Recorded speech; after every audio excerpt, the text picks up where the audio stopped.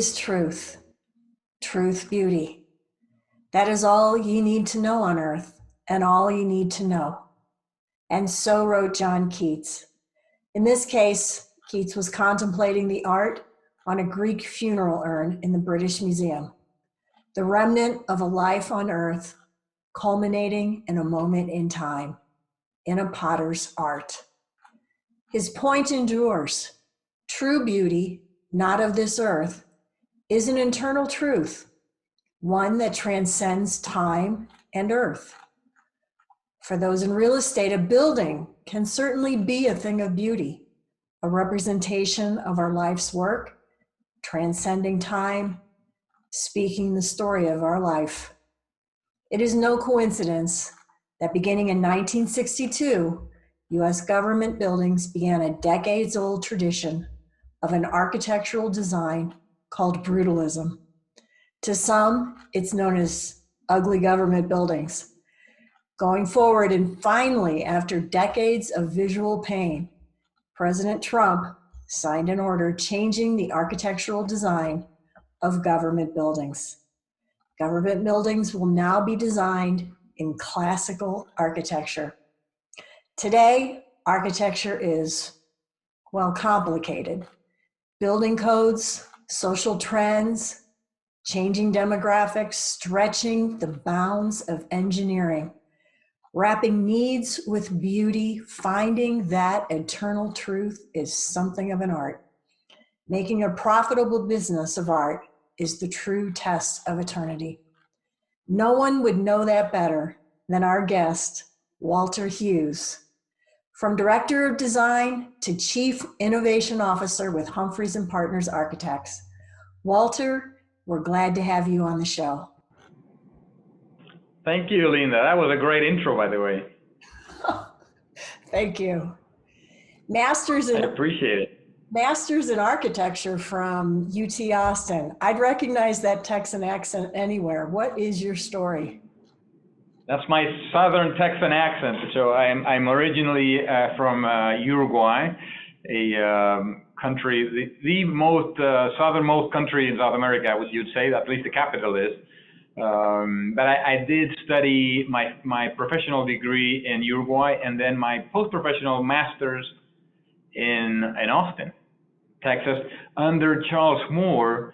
For those old enough to remember, Charles Moore used to be a gold medal architect, author of many books. He's remembered as a postmodern architect, although he covers a whole range. I mean, he was a great guy, very good architect, and I was lucky enough to be working or studying under him for a couple of years. That's how I moved into Dallas or into Austin, then into Dallas, etc. That's how we got into where I am right now. The pandemic seems to have a permanent hold on our society. What has that meant for space design now and forever? Well, we've been asked that for the past 10 months. It's been such a drastic change in the way we live and even the way we see the future. It's a dramatic change. Now, people back in March or April 2020, the first thing was, okay, COVID, what do we do? And we were all centered around materials and health issues, et cetera. That was the talk in the early 2020. As things started maturing, though, and we went through it and we started understanding the virus and understanding eventually that we found a vaccine, and eventually things were moving to where, okay, COVID, we're going to learn to live with it. It's not going to be a huge deal. However, it affected the world in so many other ways that will stay with us for the next 20, 30, or 50 years. But I mean, dramatic changes to the point that I don't think we haven't even realized yet how big of a change there is. And I'll put an example. We at Humphreys, we're around 350 employees, scattered, but fairly big offices, the main one being in Dallas. We would have never guessed, never in my lifetime, that we would have moved our whole office to work remote in about 48 hours. It was just boom. and done. Before then, we had been talking for, I want to say, 4 or 5 years as to where we would admit someone to be working remotely 1 or 2 days a week. So all of a sudden, 48 hours, boom, the whole office was out. And that's just an example. What it means, though, because now people have been working remotely for many months, is it is doable, it's still efficient. Why not? So it means that we, in the multifamily world, all our floor plans, or most of them, are out of touch. I mean, people are working out of the kitchen table. Not to say the least, people are working inside closets, on ironing boards, because our unit plans are not prepared for someone to work for hours at a time. So we're now going back and doing all that. Providing a space where people have natural ventilation, natural air. I mean, it seems like basic, right? Now when you think about it, say, why didn't we not do that before? Just basic stuff. So that's a dramatic change that will alter all the way our offices are designed, the way we live. So it's a very, very big change. And I think then the way it's affected the cities, the urban cores, that is yet to be seen.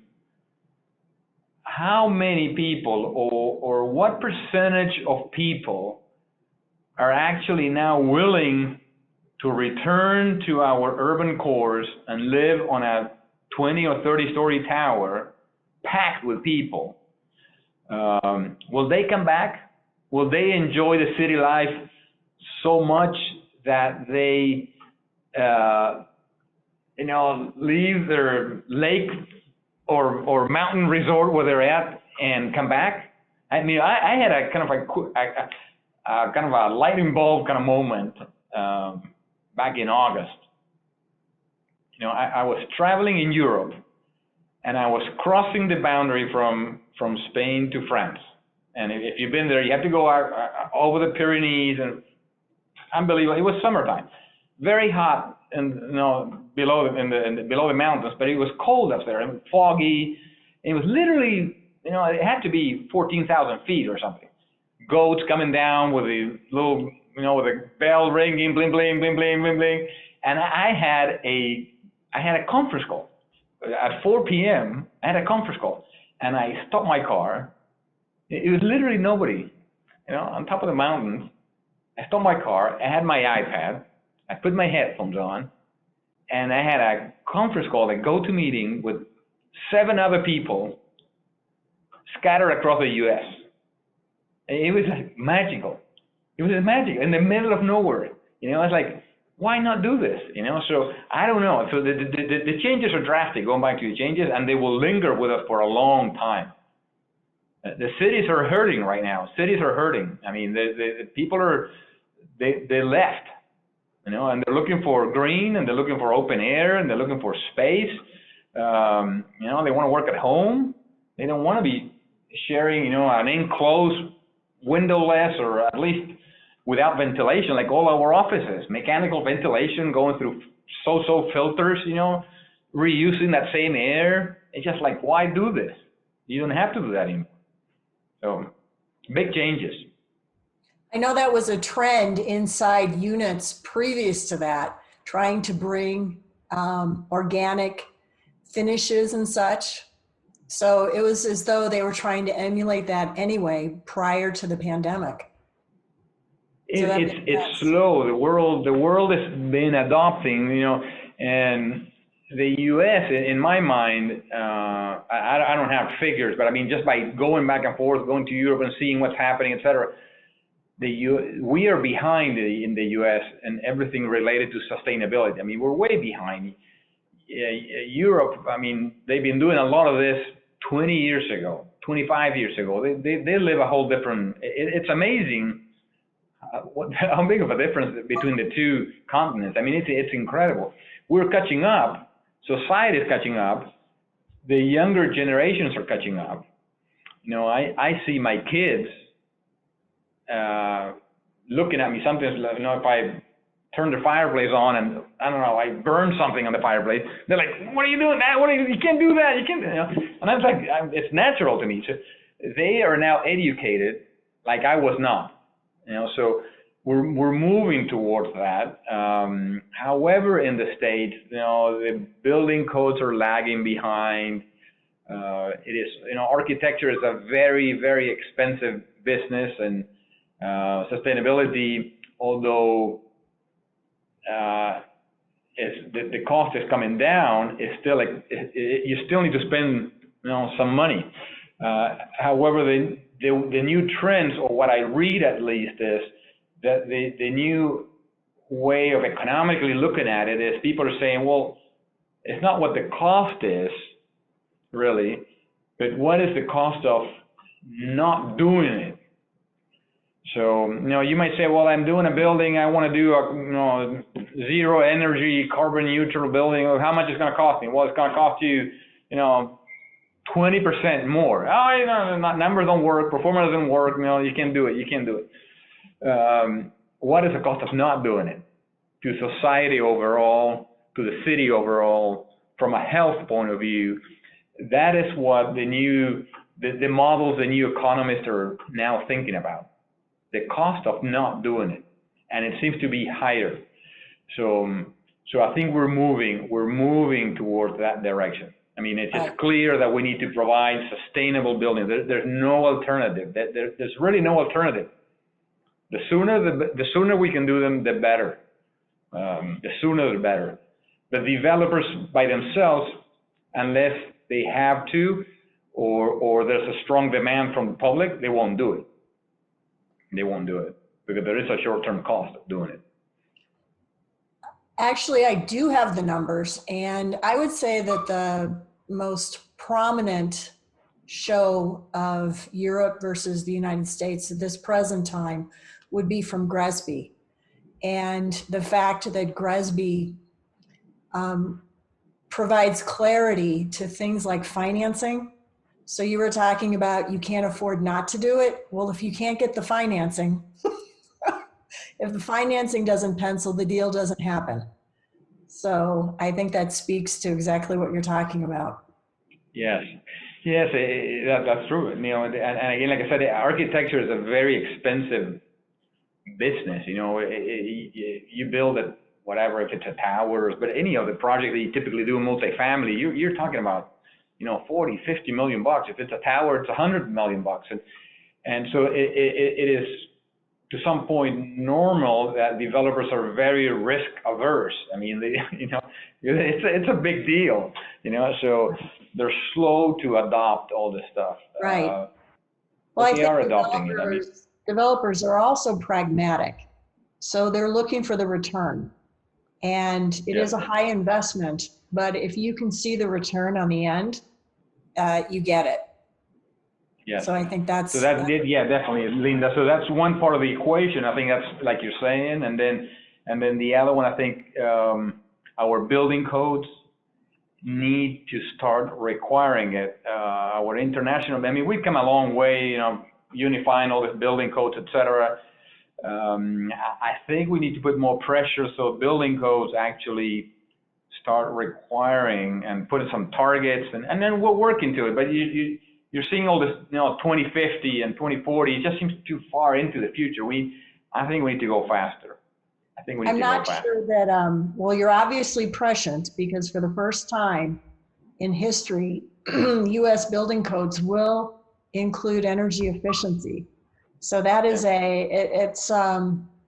you're the first person I spoke with that's happy about that because builders see added cost, but through regulation, and anything that adds cost to a unit creates an obstruction in a builder's mind. But again, I think that the correlation to the end game is the key. Everybody's looking for payoffs, and that's the correlation. And regulation doesn't always do that. Regulation simply regulates. So if we could create that, and there really are boots on the ground case studies in Europe that we can refer to that would create that index the builders are looking for. Yeah, and it's small steps at a time. even from on the recycling, for example, easy thing like recycling, which Europe has it totally ingrained. I mean, if you go in Germany or Switzerland or whatever, I mean, it's just incredible how different it is, and then, I put my trash in Dallas out every Tuesdays and Fridays, and it's an embarrassment, it's an embarrassment the amount of stuff I throw in boxes, and it's just incredible.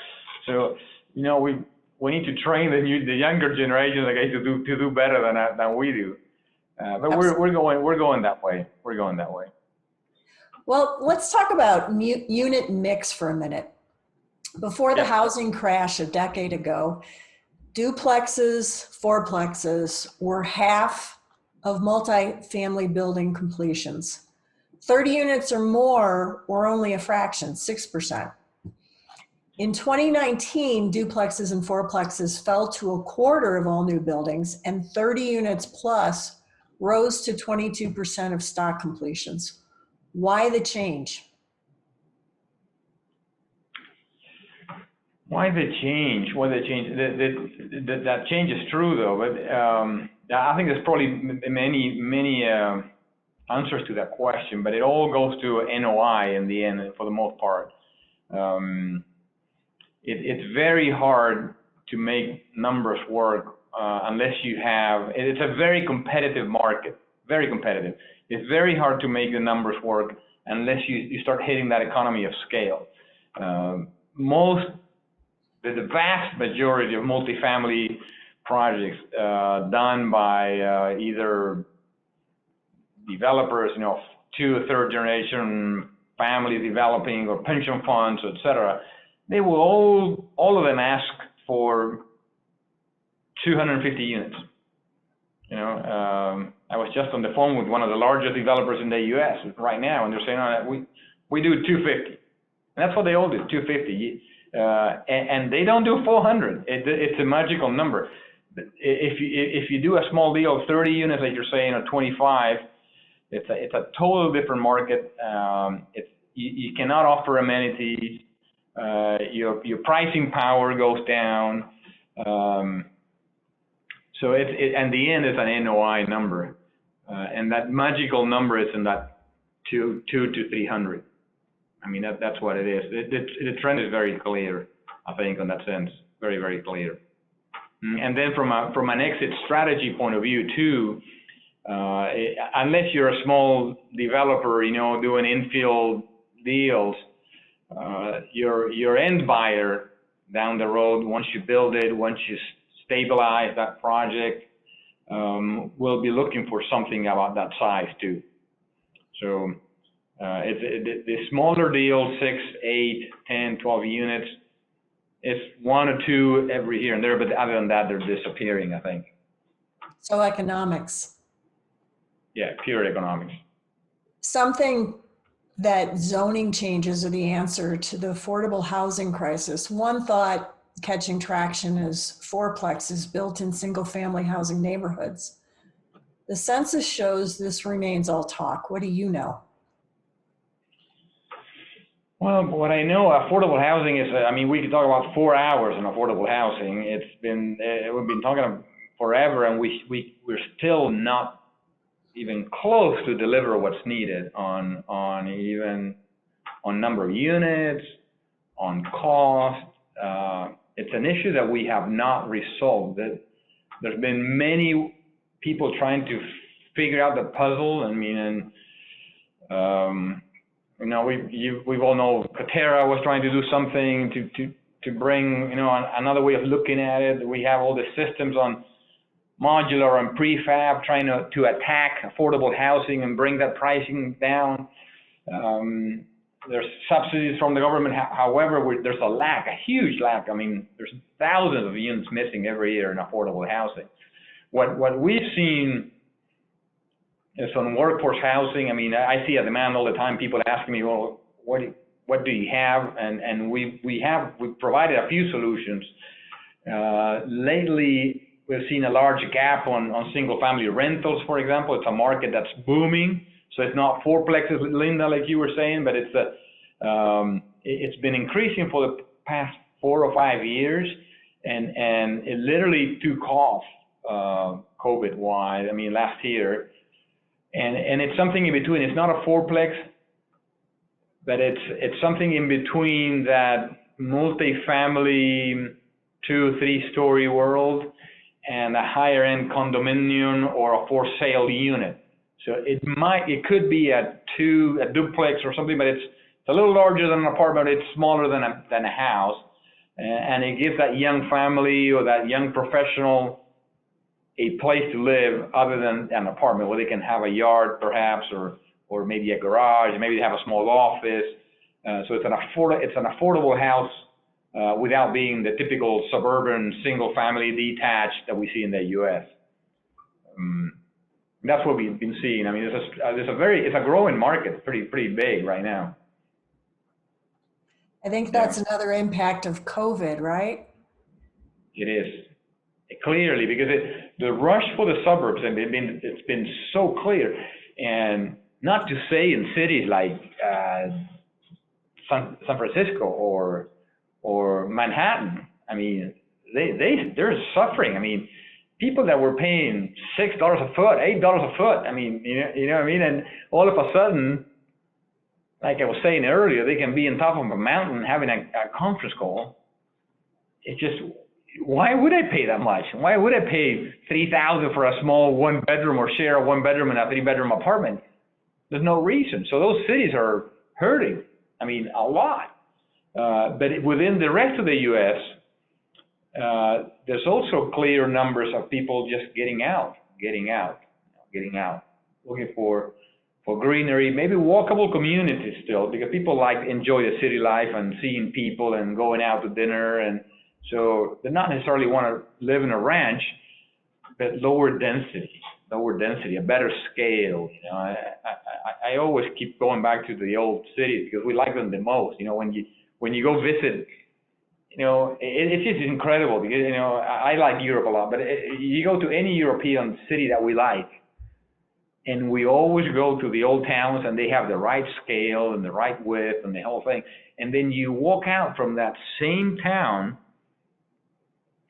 from Florida, anywhere, and you walk out, everything that we've made in the past 50 or 60 years is just terrible, you know. So, but we've come a long way, and you know, the T&Ds of the world have helped a lot in zoning and making sure we put in the car to the side and making sure we have this walkable communities and providing more space. So we're going probably in the right direction. Yeah. Well, the Biden administration is focused on climate change. We spoke about this at the top of the show. Climate change and carbon emissions. How will this be reflected in your designs, and what kind of call do you have for this? Well, it's a huge shift. I mean, talk about it. I mean, he signed all those executive orders in about 2 weeks or a week. So it's a huge shift on policy shift. It will affect us. However, unless they're required again by building codes, etc., they'll be adopted slowly. I think slowly adopted, unless people are forced to do that or the market demands it. We've been doing in the office a lot of things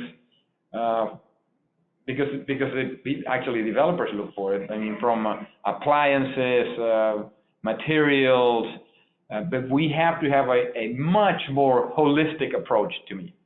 A lot of people are still thinking, well, I'm going to do a zero energy building, and what it takes is putting solar panels on the roof, and that's it. That's not it. You know, it's you have to think on. It's a whole different mindset from design from day one. You know, on orientation, on winds, light. It's a much more complete world. So, but it's a good shift. I think it's a good shift. It'll be more expensive. It's obviously in the short term more expensive to deliver, you know, sustainable buildings. But like I said, the cost of not doing that, it's even higher. So it's a short-term cost that pays off. You know, on the other side, most of the technology is helping us. like we were just talking about solar panels, for example, the cost of a kilowatt has been dropping year after year. You know, you now, amortization on one of those deals is probably anywhere 5 to 7 years. You know, Tesla's been doing a lot of stuff in that respect too. Some have worked, some have not worked. You know, they were coming up with those tiles that were, I love them, but they seem to not be working out. At least I have not seen them out. So, but there's a lot of new organic materials. I mean, everything, you know, from core to countertops. I mean, everything. You know, triple glazing is something now that we're starting to see. You know, mechanical systems. The approach of mechanical systems is totally different, and that's COVID helping us. I mean, I don't think nobody will do now an office building without having the proper ventilation. I mean, you know, it just seems like common sense, right? Why build a glass building without, you can't open the windows? Anyway, so we're getting there. It makes perfect sense. I think that you've shown us truly that buildings have meaning. Walter, you help capture that meaning and purpose. It's that kind. It's kind of our message in a bottle to the future generations, isn't it?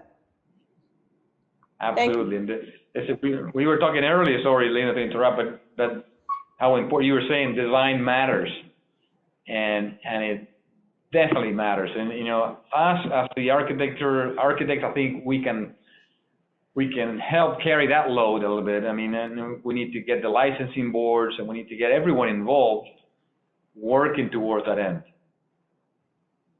Absolutely. Well, thank you for coming on the show, Walter, and giving us an inside look into the mind of creation. Thank you very much, Lena. I appreciate it. It's easy to get caught up in the moment. It's a crazy world, this moment in time. Add to that the pulse of business and spreadsheets and profitability while the bus seems to careen down the highway. Buildings, the thing that symbolize who we are and what we've accomplished, could be some of the beauty we leave in our wake.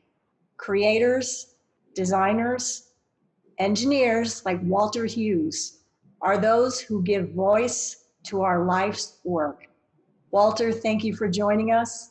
I'm Linda Hoffman. Watch for our next exciting episode of NAHB Power Hitters.